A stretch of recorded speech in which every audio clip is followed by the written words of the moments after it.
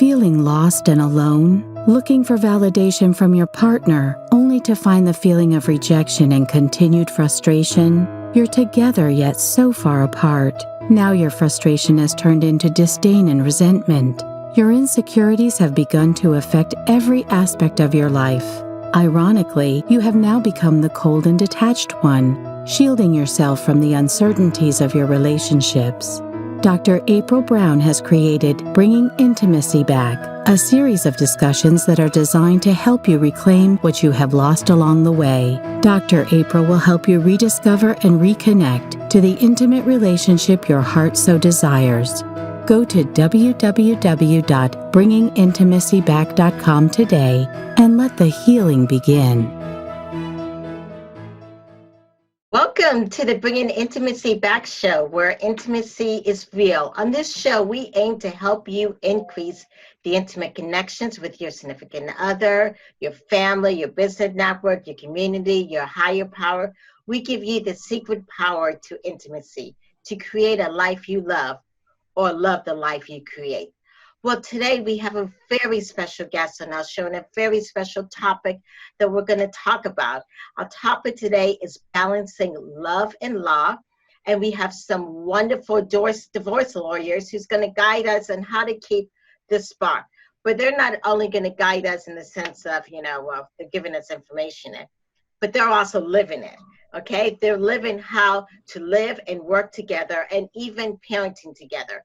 And what I mean about that they're actually living it, it's not because I know right now that many of us are stuck at home and are maybe kind of working or working from home, dealing with the children and stuff with this coronavirus.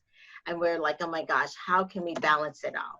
And so what's really great is right now I have experts who have been doing it prior to the coronavirus, but are also still doing it now. So I would like to welcome Ashley and Christopher Bruce. How are you guys doing? Oh, thank you. Doing great. Doing great. Cool to be a part of this. Thank you for having us on. Yes, thank you so much for being on the show. And as I introduce them, and they're going to talk about their story, but I just wanted to let you guys know that this couple here is really, really special and unique. And I've actually seen them in work and how they connect. And so I really wanted to bring this topic up and for us to talk about it, because many of us are struggling right now in the sense of trying to balance it all. So, but the first thing that I kind of want to know is, how did this journey of you two even meet as lawyers or whatever the case may be? Yes, back in the day. I met Ashley at a Florida. You become a lawyer, you have to take a licensure type test. They call it the bar exam. And there was a beautiful girl in front of me, and she turned around and gave me her name, but a couple days later, not her phone number. And Playing hard to get a little bit, a little back and forth, maybe a first date and then a second first date and a couple of kids, and 8 years married later. Here we are. Here we are. So it's been a fun road, but she did not give me her number to start. Didn't work for it. Yeah, awesome. So Chris, you both were about to take your bar exam? Yeah. Yes. And you noticed a beautiful woman in front of you? Wow. I did, and I wasn't expecting it. I was on a vacation. I'm like, oh, great, here we go, because it's like an 8-week class. I finally got out of law school, away from the lawyers and or lawyers to be, and I'm like, all right, here we go again. And I never expected to meet the love of my life sitting right in front of me. Sometimes you just have to turn around and say hello and spark up a conversation. So that's where the spark comes. Yeah. Yes. And so on that, how did you guys get that spark, that passion? Where does it come from? It just comes from connecting on so many different levels, I think. At first, obviously it wasn't there. It took a little bit of time because we had 2 first dates, one spaced out a couple months after the other. And then, we just connected on so many different levels, just emotionally, physically, just our interests. And really that's just how it started. It's grown from there. We've developed interests that we both enjoy together now too. That's been fun. Yeah, I think that was a big probably part of it. Looking back, we each, little did we know it at the time, maybe, but we each liked comedians. Ashley loved to play tennis, so did I. Like a lot of our early dates, like we did things that we both enjoyed, and we came together as a couple, but we would do things we both enjoyed together. And I mean, still now, I think we both, at least on most days, like being lawyers. We get to do that. We have hobbies. We have kids, and it's just trying to have common interests. I think it's a big part of it. Okay, yeah. And you guys talked about, and she talked about the connection, and this show is about intimacy and intimate connections. What does that mean to you guys? Oh, that's a good one.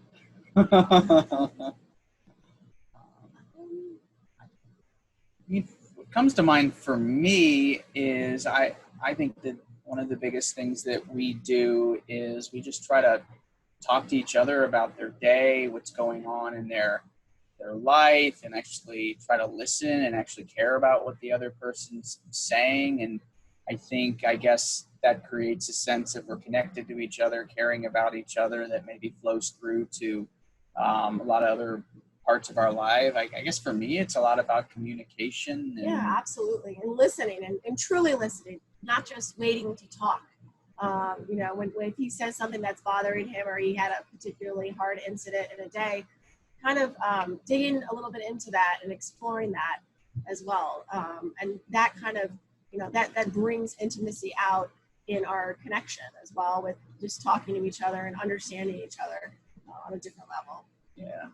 Yeah, I noticed that when one of you guys talk, you gaze at the other. Yeah. So is that what you're talking about in this into the listening? Yes.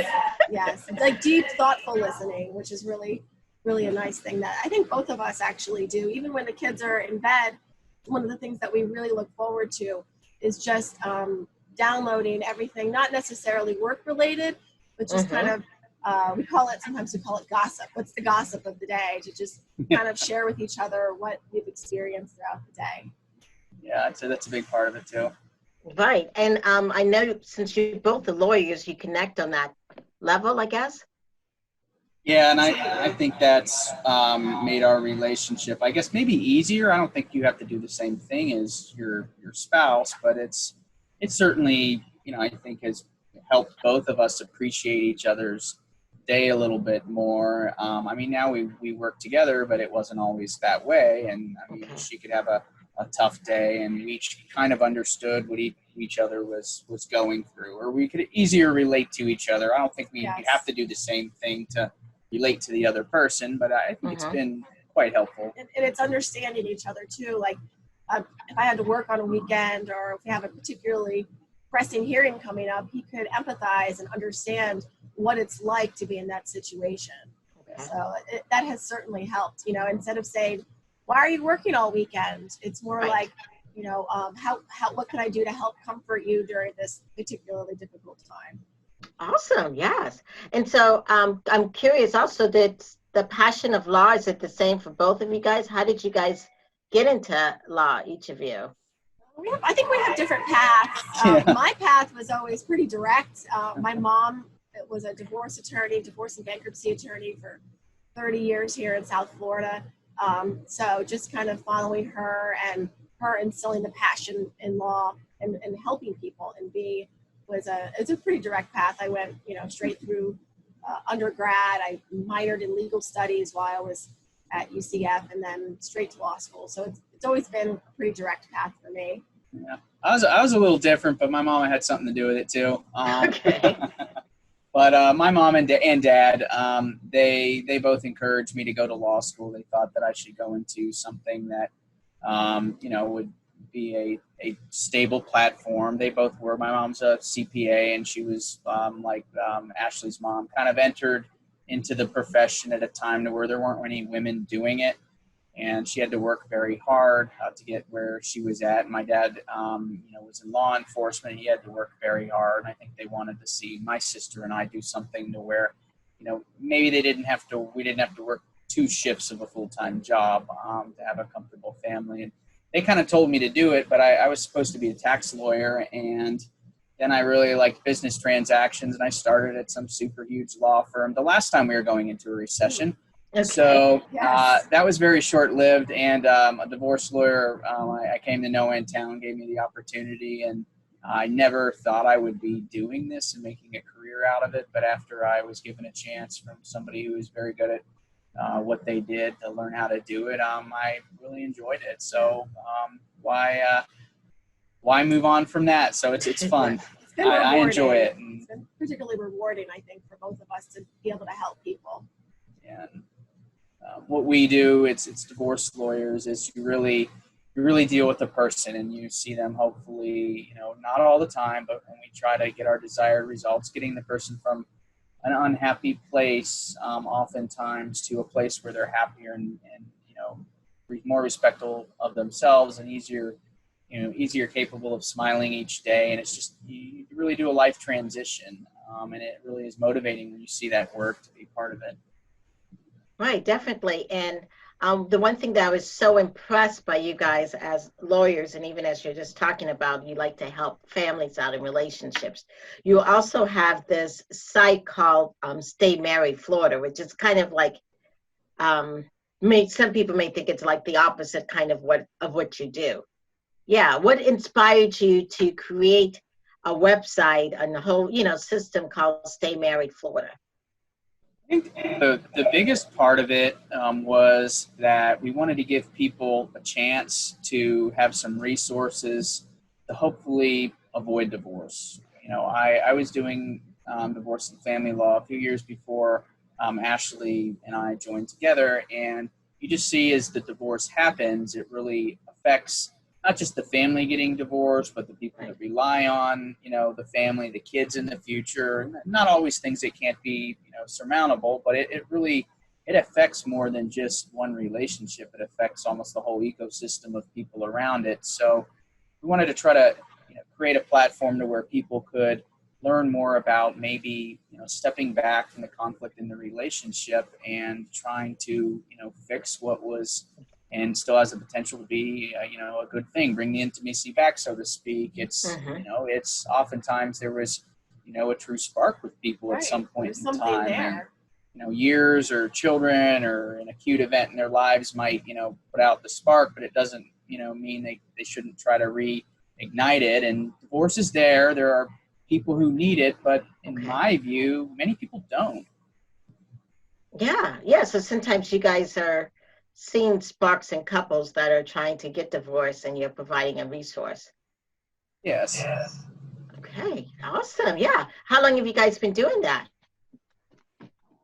I think the website was 2012 probably. So, so I guess it's probably 7-8 years. And I think we both realized early on that it was really important for people to take a step back and think about their relationship and, at least try to get help from people like you and see if they can make things work, if there isn't violence or a personality disorder. And we wanted to put that out there, just seeing what divorce did. Ashley grew up and, her parents were divorced, still very much part of her lives that we see all the time. But, it's just, it's really important. Once my parents are still married, and I just saw what divorce did to people, and Ashley lived through it, and we wanted to try to help the people who can avoid it maybe have a better chance at it. Yeah, interesting. Well, wonderful. Yeah. And as I said earlier, you guys don't also just talk about it, you actually do it. And you're working together, living together, raising a family. How do you guys balance it all? That's a really great question. I think we're still trying to figure the right answer out to that. It's kind of a day-by-day thing, especially now in the situation with everything's going on. Trying to balance the children and working and the home and everything else. I feel like it's more, we approach it more in a sense of a team versus, I'm doing everything, here and he does nothing, or, I do this and she does nothing. I can't believe, that. So we don't really look at it, as a negative thing. It's more of a positive outlook on things in a team approach to how we tackle and balance everything. If I have to do a consultation with a new client, he'll kind of step in and manage the kids while, obviously he has other really demanding things going on too, but it's all a balance. And it's really teamwork. Okay. Yes. Well, that's exactly kind of what we want to talk and to get more into detail about your teamwork and how you guys do it. But we're going to take a short break, and then when we come back, we're going to get into the meat and bones of how does this teamwork actually works and give out some resources and stuff. We'll be back in a short moment. During this difficult time that we are all facing, many people are in need of someone to talk to. One option is speaking to a therapist to express your anxieties if you're feeling isolated or just need someone that will listen and help you with coping skills to get through. Dr. April Brown is now accepting new clients and is working with her existing clients through distance video counseling. The services are through a secure online HIPAA web-based practice management platform called Simple Practice. This technology can provide a secure, two-way, interactive video counseling session over the internet. For more information about video counseling, please email Dr. April Brown at info@draprilbrown.com, or you may call 239-565-6921. Thank you, and remember, we are all in this together. Hi, welcome back to Bringing Intimacy, where intimacy is real. So just a moment ago, Ashley and Christopher were talking to us that how they balance work and living together and raising children as a team. And they go about it as a team. And so I'm really curious in the sense of this whole team effort. How does that effectively work? Do you guys have business meeting? Is there a schedule? Are there roles? Explain how it goes. A divide and conquer kind of team approach that we do. Chris more manages, and I'll let you talk more about this too. He manages kind of the operations of our business. I like to meet with the new clients to, just meet with them and try to help them as best as I can. And then we both pitch in pretty much on the children. Of course, we have to give credit to grandparents because we would not be able to do anything without them. But it's really it's kind of more of a role-based system, and it's not any hierarchy or anything like that. It's all we're all on equal footing, or that's how I feel. Yeah, and we tried. It was tricky when we started to work together, or we thought it might be tricky. We're like, how do we do this to where, somebody isn't somebody's boss, or we're not reporting to each other. We thought maybe that could get us into your office a little quicker than us staying in ours. And we kind of thought, okay, well, why don't we just break up the major roles that we have? And we're both lawyers. We can do a lot of the same things, but why not break it up so we're kind of pitching in together as a team and each kind of doing things and working together on those things. Did you actually have to write it down? We did actually in the beginning, yeah. Okay. We took one day, her mother, graciously, like she does a lot, it's been very helpful, took the little ones, and we took a Saturday, and we're like, all right, it's 2 weeks from now, we're going to be working together. She was leaving her law firm. Like, how are we actually going to do this? And we wrote it down. We figured out what our roles were going to be. And I mean, it's evolved over time. Yeah.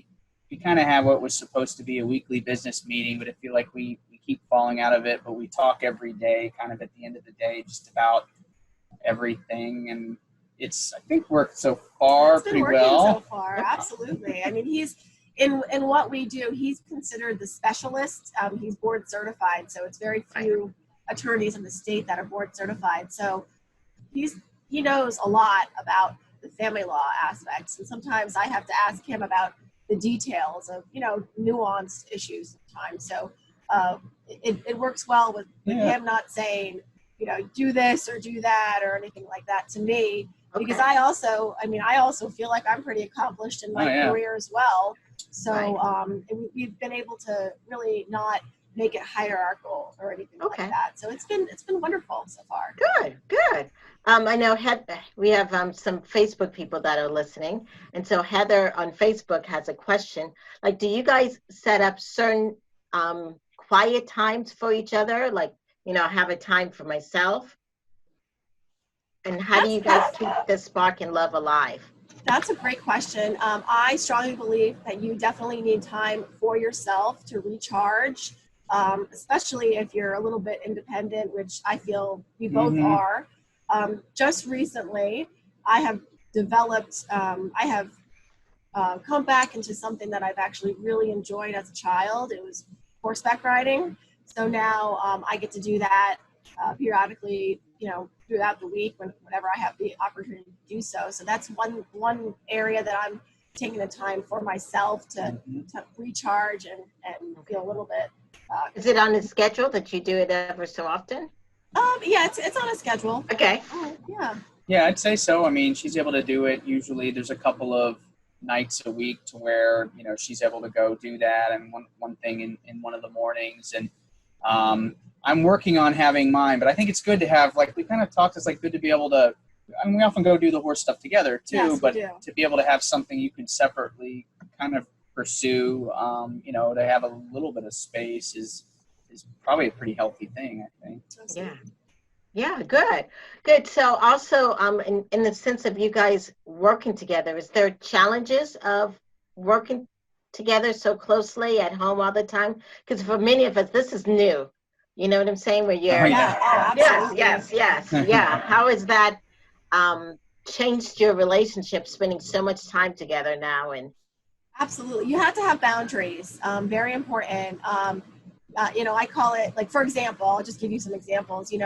When you're going to bed at night and you're laying in bed and you're trying to fall asleep, you can't be talking about work at that point. You can't do pillow talk about work. So that's just one example. I think it's important to set boundaries. Often I'll want to talk to him about certain issues that I'm dealing with as part of our business, but sometimes I'll restrain myself and say, okay, there's a right time for this. I know that he's dealing with a million do you guys other things. have a cutoff time of business talk? I don't really. I mean, nothing rigid for us. Okay.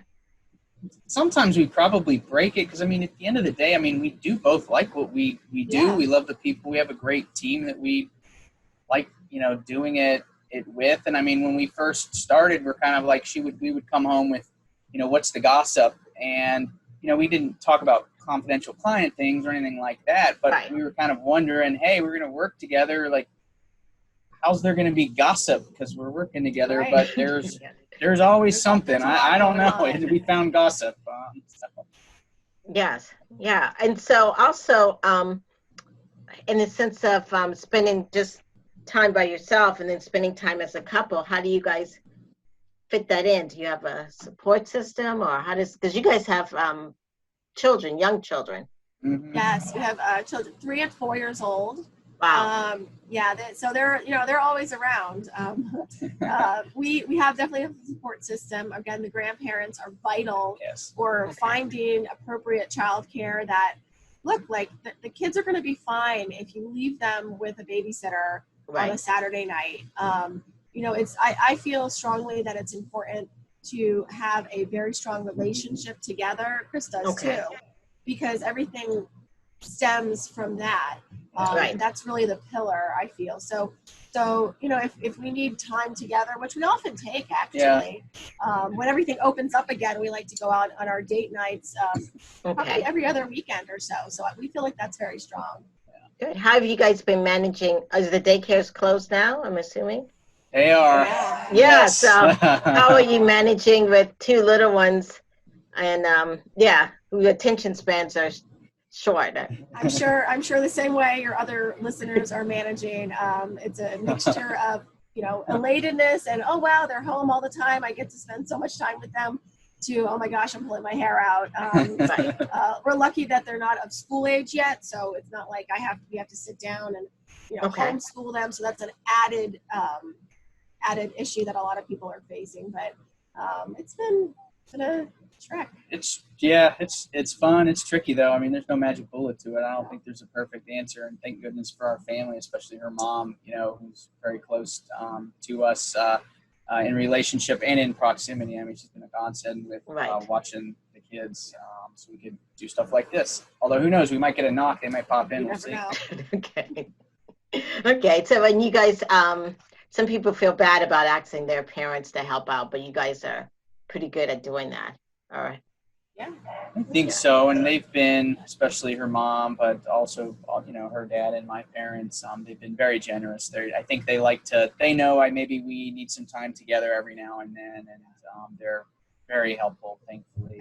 And if the parents don't do it, there are other ways. I mean, you can't really make excuses. There are babysitters out there that are maybe somebody at the school, and that's what actually we did.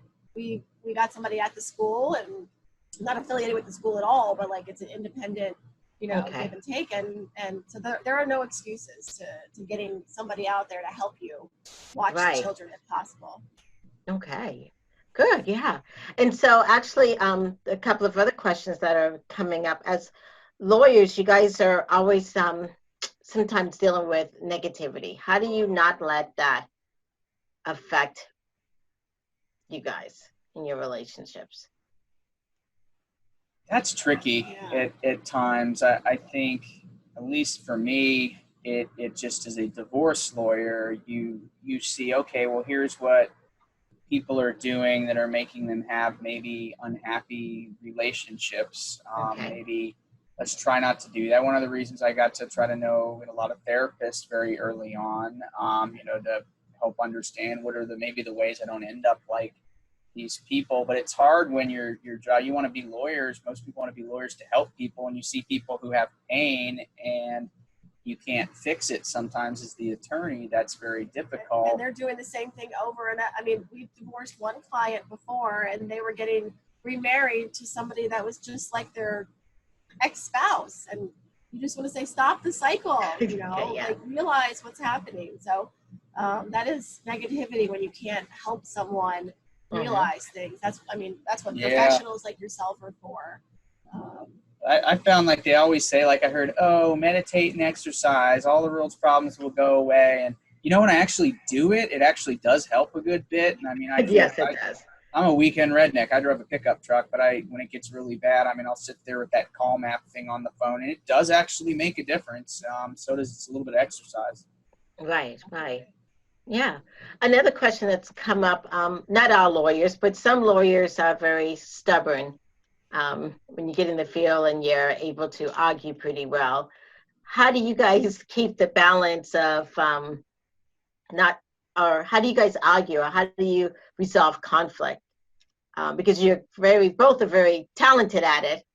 Yes. I think we just both try to look at the big picture in things. That is really the path that we mostly take. If there's something that we're both headstrong on, I think we'll both take a step back, take a breath, and we always, or at least I always ask myself, will this matter in a day, a week, a year? Is this really going to, should I really fight about this issue, or is it just another issue in life? So I feel like, just having the proper perspective on things and not losing the forest for the trees is really vital when there's some issue that's, come between us. A lot of times, though, we talk through things. It's a mutual decision. It's never, one person making the decision and the other one having to deal with it. Although I have adopted a few cats that he had to deal with as a result, and he's been good so far.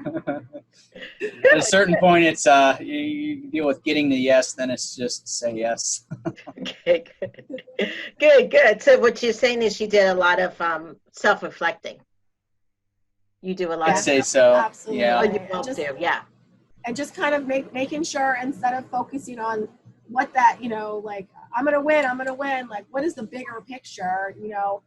I don't want to lose. What is it? I don't want to win the battle and lose the war. So you just have to kind of put things in perspective. I think that's important. Okay, Definitely. putting things in perspective and understanding, like you said, what truly matters. Yes. Mm-hmm. Yeah, with your value system and that kind of stuff. Exactly. Yeah, good. I know you guys talked a little bit about self-care, and I think I know you ride horses, and then I just got back into it okay, recently. Adopted one. We just adopted one from that was Off fun. Facebook from Tennessee, sight unseen. Sight unseen. It was definitely a risk. It's been going okay so far. So. Okay, so you guys have a horse and 3 cats? Or 3 indoor more? cats. We have 3 indoor cats and probably 10 or 15 outdoor that they were going to kill. And I said, Joe, just bring them over to our house. He goes, how many you have? I said, oh, there's 5 outdoor. We have, I mean, we're, I guess, crazy cat people in a sense, but where we live, it's called Loxahatchee, Florida, and it's like more wooded yards, Yeah, and you know rural. you can only see about 4 or 5 cats at one time. The rest stay. Okay. Yeah, cool. So it's discovering old passions, horseback riding. One of his passions is to get on the water and go out fishing. So we're making an effort to do that as much as possible on the weekends. So it's it's important to do self-care for sure and self-care. Yeah, definitely. Yeah, and then we have a question out there. As a mom, I'm just trying to think. You've got 2 babies, a full-time job, all these animals, and got to clean. How do you even do it? Oh. You got to get help.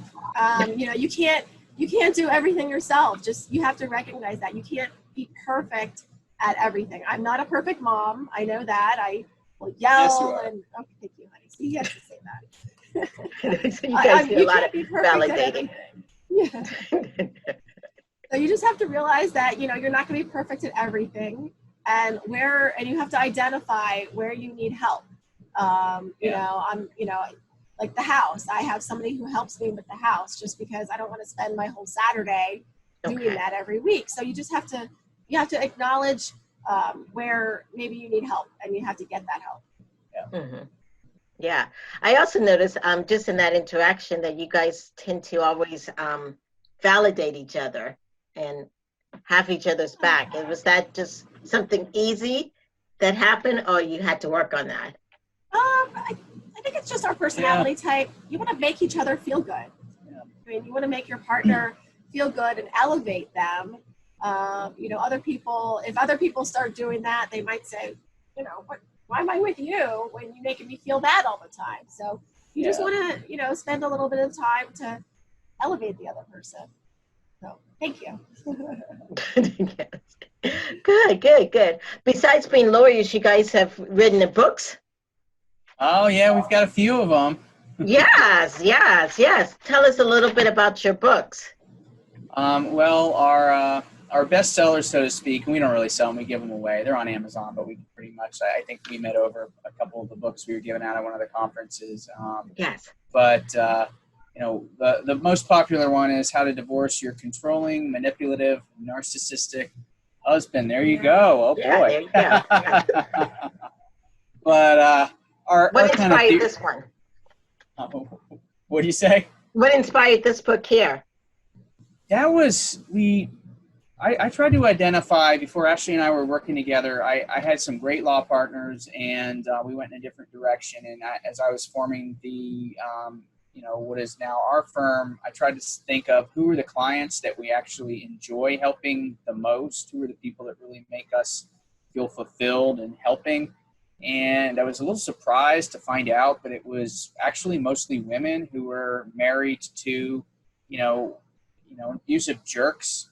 And, when you try to get more into it, you could see, okay, well, these people the husbands have these narcissistic type personality disorders. I mean, I don't have your credentials to diagnose people, but generally they meet the type of criteria and diminish the women in their lives to where they almost don't have a voice and no sense of self-value. And the clients that were really enjoyable to work with were those that kind of recognized that was going on. Usually we're working with a therapist to change their life, and knew that through the divorce, it was a necessary thing to separate themselves from what was quite frankly an abuser. So we figured out, hey, these are the people that we really like to help. Why don't we try to, send some messaging out to help those people and maybe have more of a client base that are people that, we really, always enjoy helping. And also we mix that in with a lot about the law is confusing. There's not a lot of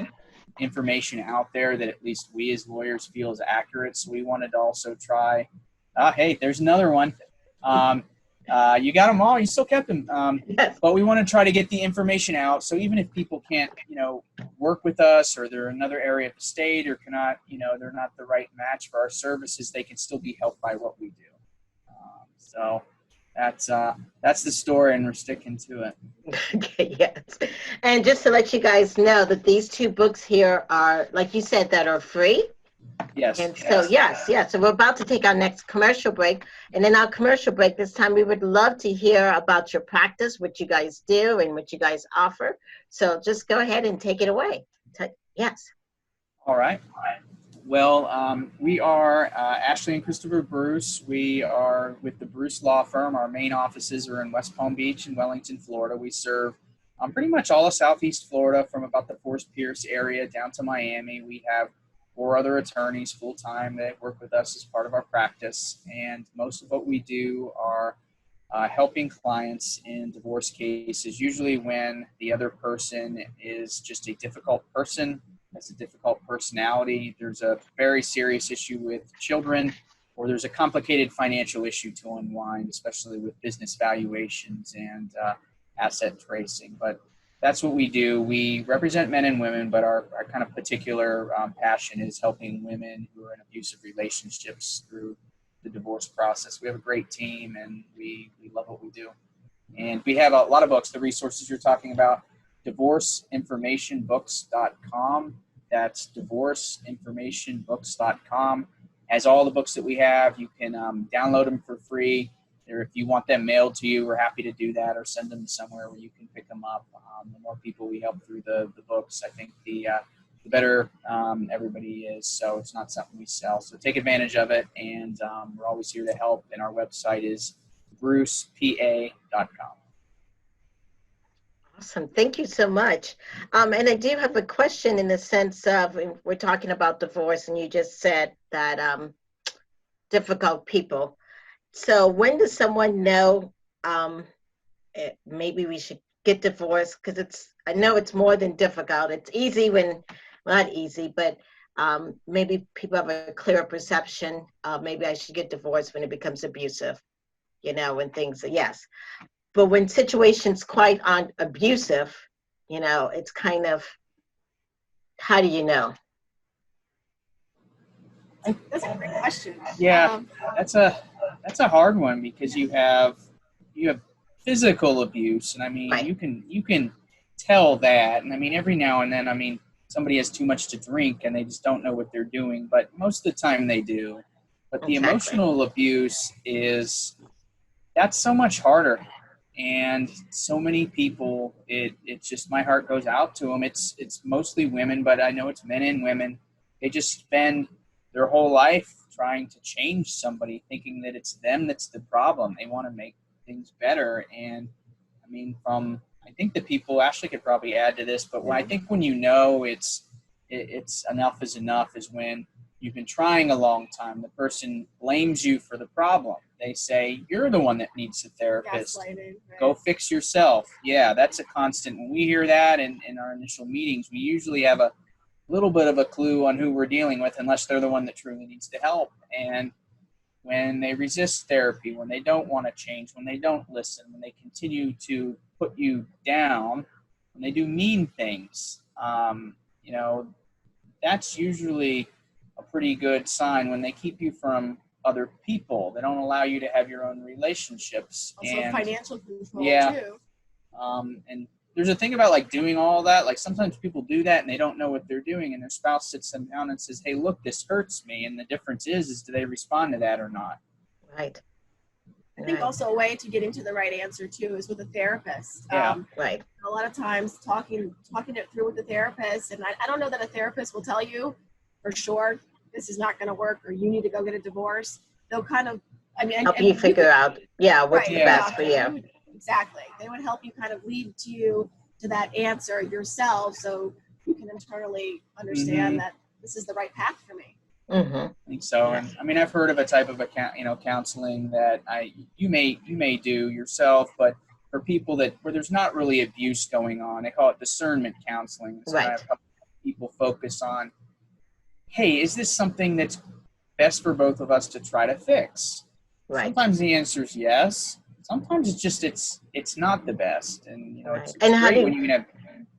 Yeah, how do kids play in that? Because I know some people think, well, I'm just going to wait till they get 18 and then we get divorced, and the kid's only 4 or 5. I disagree with that, just based on personal experience. You don't want the kids to grow up in an environment where their parents are, constantly fighting, or seeing one parent put the other one down, and that it's okay. You don't want them to learn that type of behavior is okay.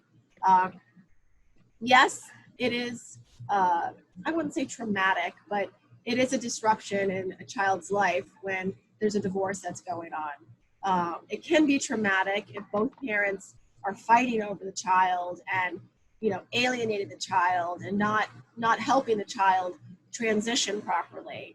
But I feel strongly that putting the child in the right environment is the best thing. And if that's in a household where the mom is living separately from the father, and they have a fine relationship, just managing the child, that is it. Instead of being in a abusive. Yeah, and I mean, and here's the thing: I think a lot of people don't think of. If your goal as a parent is to have a close relationship with your kids for the rest of your life, and then you're gonna have to face the music at some point in time, because it's I think maybe sometimes just as heartbreaking for the grandmother who's getting divorced to have her conniving husband alienate the kids and the grandchildren against them, and had that person got divorced 20 years earlier, not only would they have had a chance to have 20 more years of their life where they can live differently, they would have given their children, I think, realistically, a better chance to see how to have healthy relationships and what is not okay. And while that child might have been temporarily affected, over the long term, the disruption would be diminished. You're always going to have to face it. You might as well do it as soon as you can. I think besides situations where a child has one more year left of high school, well, maybe you should let them finish. But right, definitely. Yeah, I love how you put that. You should really face the music, is what you said, which is really, yes. It's hard because there's always, and I do not encourage divorce. That's why we have the website. That's why we know people like you to help our clients avoid it. But you can get into a spot of always looking for another reason to delay, and I think some people have to realize that's just the fear mechanism of trying to avoid conflict, which is that's how a lot of us are. We don't want conflict, and you try to put it off, and divorce can feel like that because it's outside your comfort zone. Right. Be wary of doing that if you know you need to get out. Yes. We did have a comment on Facebook. Tamara Joy Hunter. She said she's a friend of you guys, and how you guys really do a unique job of really connecting with your clients and trying to do what's best for your clients. Yes. So as we're at the last part of this segment here, we help relationships of couples and we give tips. So can we start talking about some tips you can give for couples and how they can increase their intimate life with each other, with their kids, in this type of setting where we're quarantined and even starting to break out a little bit? I'll give you a couple bullet points. Number one, listen, actively listen and react. Don't just hear what the other person is saying. Right, and you do a very good job with that. And that it's, if everybody's watching, it's because you actually, when he's talking, you're actually looking and gazing at his eyes and hearing what he's saying. So yes. Thank you for that comment. That was sweet. Yes. A couple other areas too. I mean, do what your spouse enjoys or your significant other enjoys. When I met him, I didn't really like fishing. I just pictured it as, guys on the water drinking beer all day. And, you know, I've learned to enjoy it. I've learned to actually enjoy it being out on the water and everything like that. So don't be adverse to what your spouse, you know, likes. Golf, if they like golf, maybe go to the driving range or something like that with them. Show them that you're actively involved in their life. Right. Big one. I mean, good. Now is a great time to do something different. Like you said, if you haven't tried something with your partner, whether it's playing chess or whatever, try it because we have the time. Yes. Yes. Oh yeah, and I mean, one thing we did that I thought was really fun. We probably need to, do it again. It's a lot of fun. We called it a love list. I mean, it was all, we were lawyers. We have these yellow page pads, and we ripped the page off of it, and we wrote down things that we really wanted to do together. And we didn't do all of them, but it was there, on our refrigerator, and we did it. And as we got kids, there was stuff that we did with kids, and it's just finding things that you both really want to do and trying to do it together. And right now, I mean, nothing's open yet here on the east coast of Florida, but I mean, you can find things if you think about it. There's always something you can do. There's ways. You have to be creative a little bit, and it's not necessarily wanting to do the things together. It's even something that you want to do on your own, and then including your spouse or your significant other in that activity too, and the other person being enthusiastic and looking forward to it. It's really a matter of outlook, I feel, as well. Yeah. Right. And I love that idea of writing down a list and posting it. I'm a believer of vision boards, of posting things you want and posting goals and stuff. Because if you see it, then it's more of a chance that you guys would actually do it, and as you cross it off.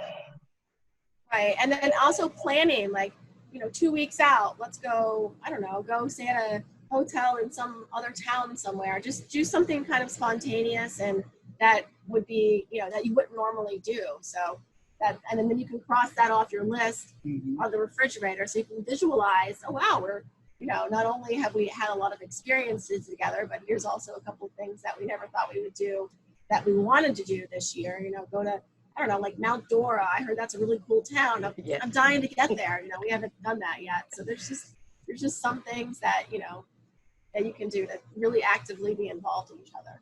Absolutely. You got to make the time to do it. You do it for your business. You do it for everything else. You got to do it together too for your relationship, or it just won't happen. You got to make the time to step back and think and have fun planning together. Right.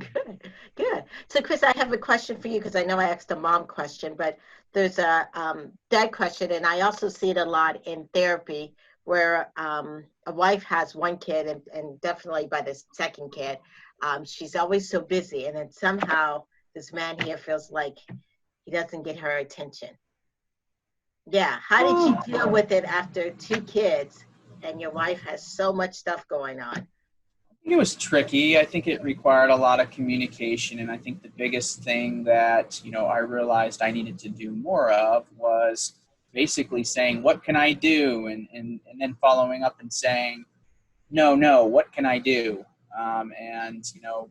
For her, there was a lot you take on as a mother. Biologically, there's only so many things a man can do in certain situations, but there's other areas where you can pick up the slack and help as much as possible. And, I think Ashley, at least our relationship, she's somebody that, really, she does a lot for other people. She does a lot for me. So maybe she was more natural to saying, not saying things that, really she needed help with. Right, well, I got it. Yeah. So like, no, I had to kind of really dig a little bit more. And it's like, all right, look, I'll watch the kids. Give me the, the formula or whatever. Go get your nails done. Like whatever it is, you got to just find out what the other person wants and how they can be most help. And recognize, if you have 2 young kids for like a year or 2, maybe there's a period of where like you're not going to get all of the attention, and it's never going to be all your attention anymore. But things evolve, So you were persistent in that. Yes. Yes. Yeah. Okay. You got to ask for a number more than once too. But you got to be persistent with it. Okay. Yeah. And I guess as we're talking about it and about the connection and stuff, kind of one of the things that you guys have been saying is being persistent, consistent, and mapping out that love you guys have for one another. Yeah, we try. Nothing goes as planned. Who knew it was going to happen the last 2 months? But we try to be deliberate about it. I don't know. We don't always probably know what what it is that we're doing, but looking at it like in conversations like that, yeah, you gotta be persistent and consistent and always try to keep a connection as much as you can. I think that's the biggest part of it. Okay. And are you, Christopher, also good at asking for help? Probably not as good as I should be. Okay. But I mean, for us, I mean, it's sometimes at times the business can be overwhelming, and you got to say, hey, look, can you please do this? It might not be something you normally do, but the consequence of maybe not doing that is I might have to work all weekend. And then usually we kind of come back to Ashley saying it's a team. We kind of take a step back, divide, redivide, and then try to conquer it. Okay, so another thing that we're gaining from this is you're having to sometimes, once you set up a schedule, you go back and adjust it according to how things work. Yeah.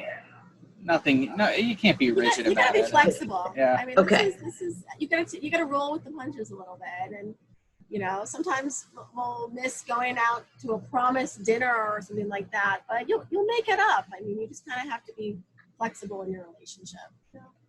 Mm-hmm. Good. And I know you have strong support system. You've mentioned your moms, and it is Mother's Day weekend. Yeah, Yes.